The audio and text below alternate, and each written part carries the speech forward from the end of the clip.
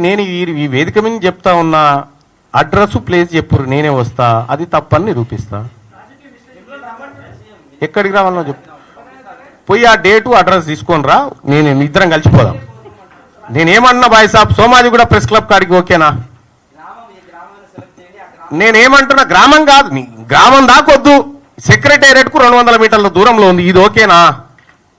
ఇది ఓకే అయితే నేను సిద్ధంగా ఉన్నా.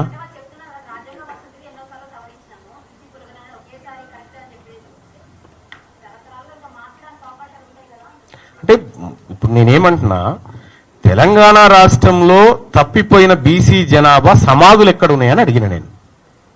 ఓ 30 లక్షల మంది బీసీల జనాభా కనిపించకుండా పోయింది, అలా సమాధులన్నీ వాళ్ళ డెత్ సర్టిఫికేట్లను చూపిరి.